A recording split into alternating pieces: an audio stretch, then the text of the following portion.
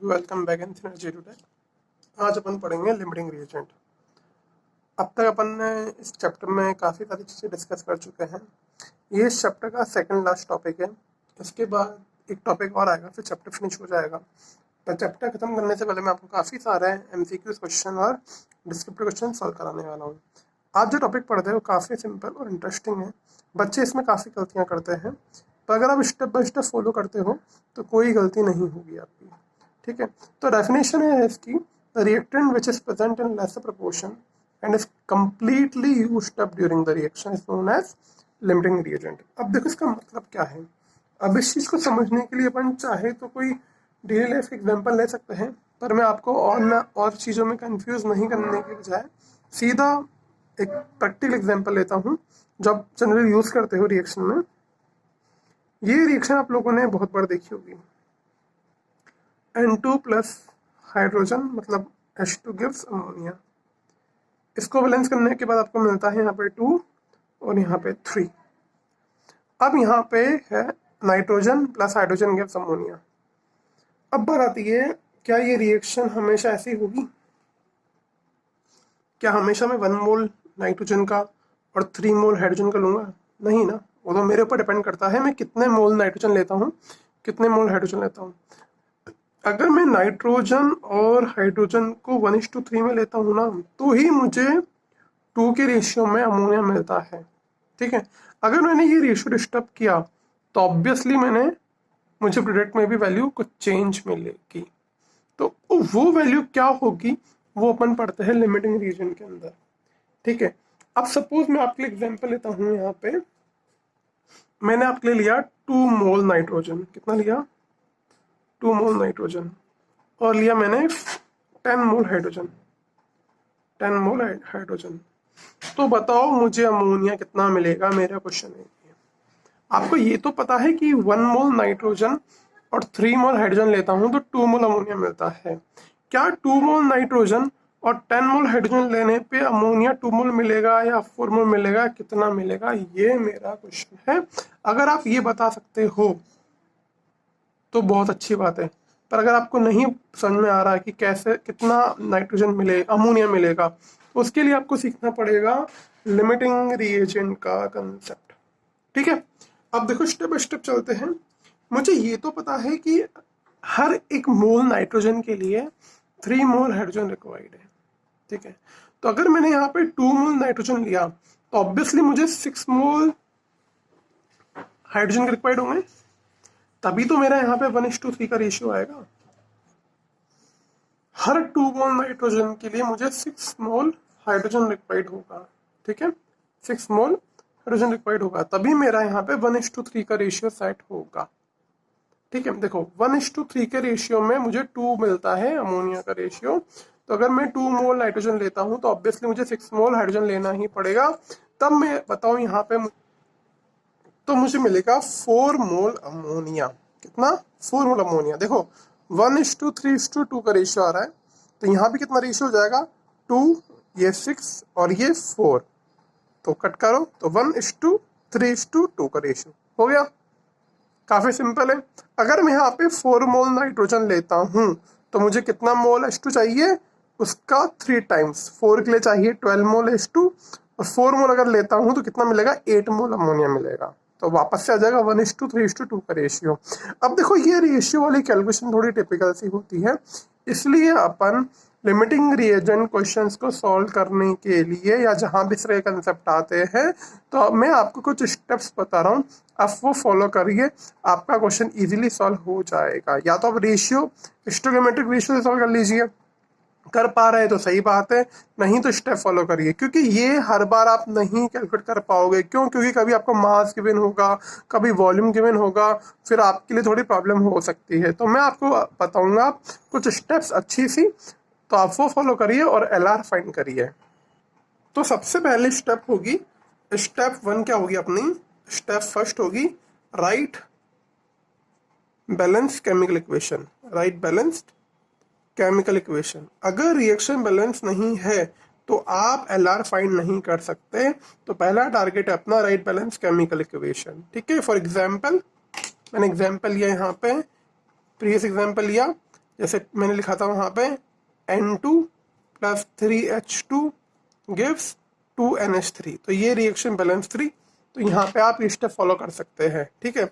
Step 2 है आपकी calculate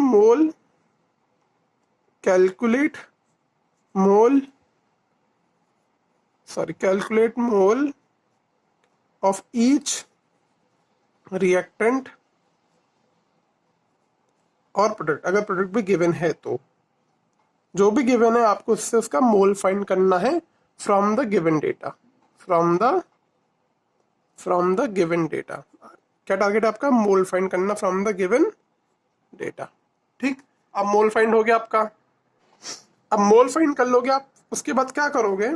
step 3 क्या होगी? Divide mole from its coefficient. आपको मोल को डिवाइड करना उसके कोफिशिएंट के साथ, ठीक है। फिर स्टेप 4 क्या होगी? द लेसर क्वांटिटी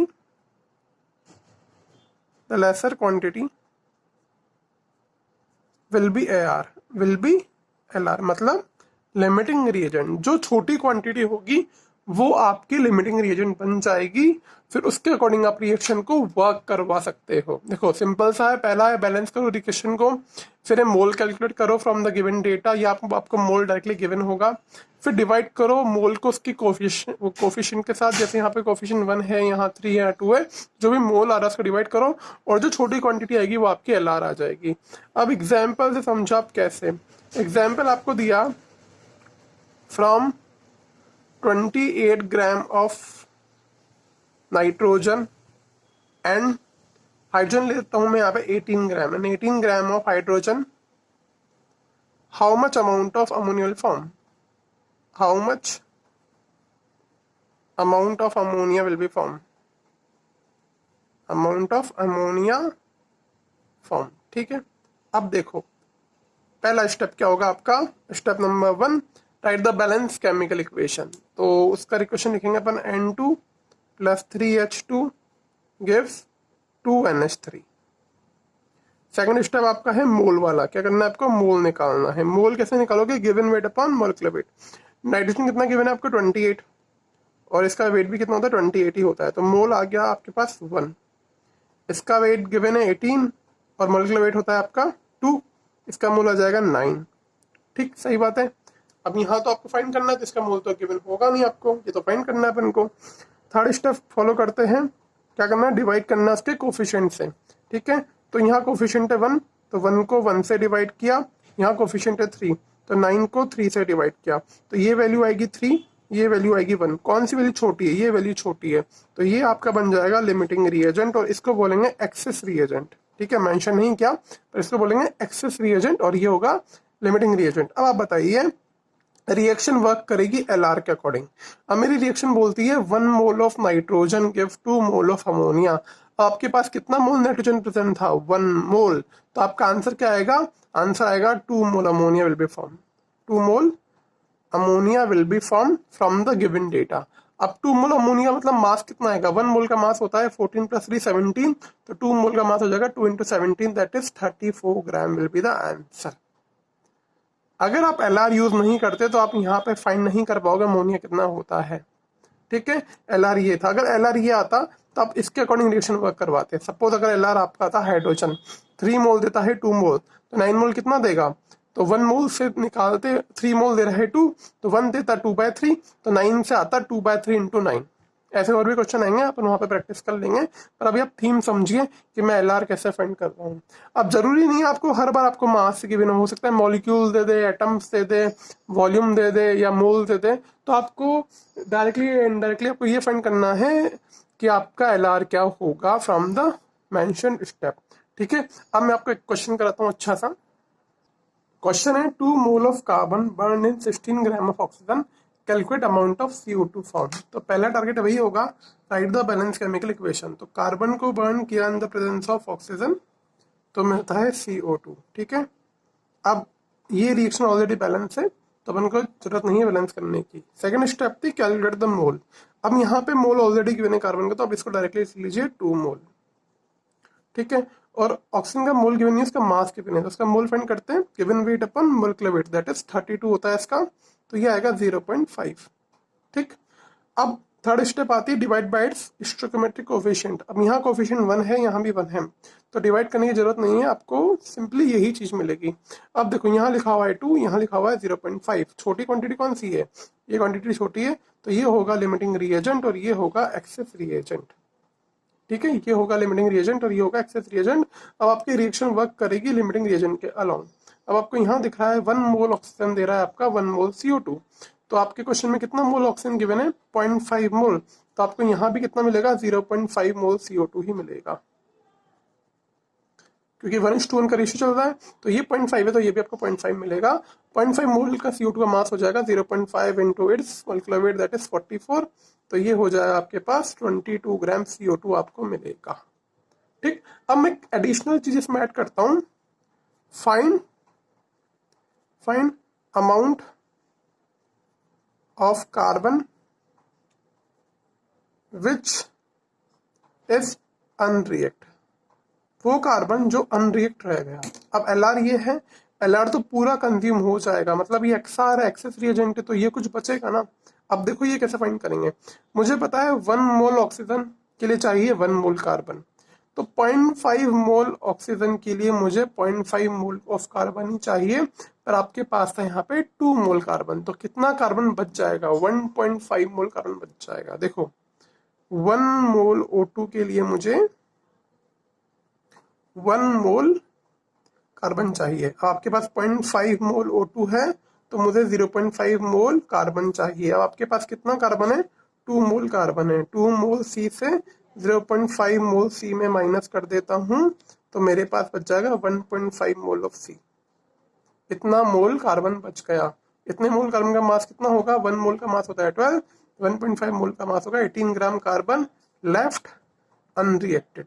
ये मेरा कार्बन बिना रिएक्ट करे ही रह जाएगा। तो अपन ने दो चीज फाइंड करी, CO2 कितना फॉर्म रहा, और at the end of the reaction वो मेरा पूरा कंज्यूम हो जाएगा और मेरा कार्बन इतना अनरिएक्ट रह जाएगा। 2 मोल मतलब 24 ग्राम कार्बन गिवन था आपके पास, तो उसमें से 6 ग्राम ही रिएक्ट करा, बाकी का 18 ग्राम आपका अनरिएक्ट रह गया, ठीक है। इसी तरह से मैं कैसे भी सिचुएशन बना के आपसे कुछ भी पूछ सकता हूँ, तो आप इस स्टेप को फॉलो करके सब आंसर्स दे सकते हो, आपको प्रॉब्लम नहीं आनी चाहिए।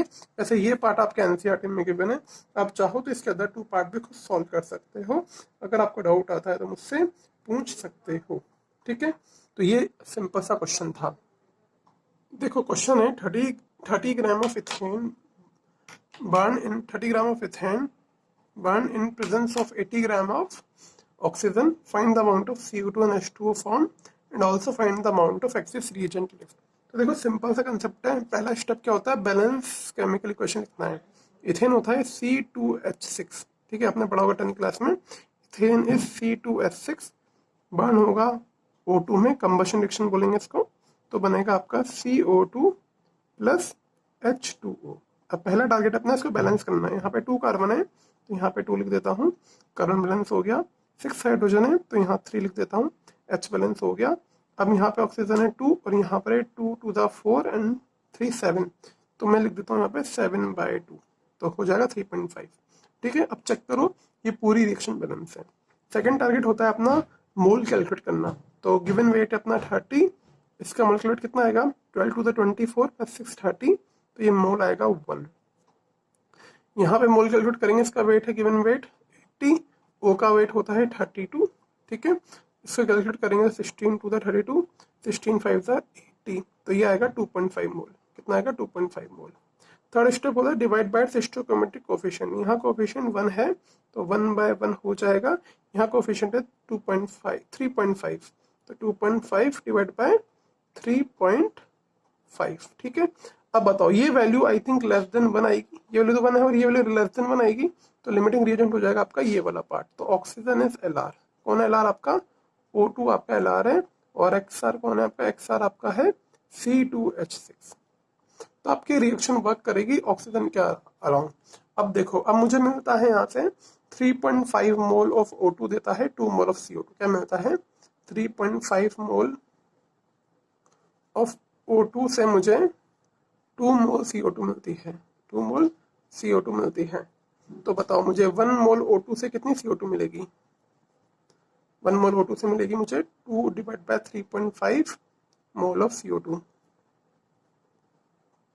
तो क्वेश्चन में कितना मोल गिवन है इसका? 80 ग्राम, 80 ग्राम मतलब 2.5 मोल। तो मुझे 2.5 मोल O2 से कितना मिलेगा?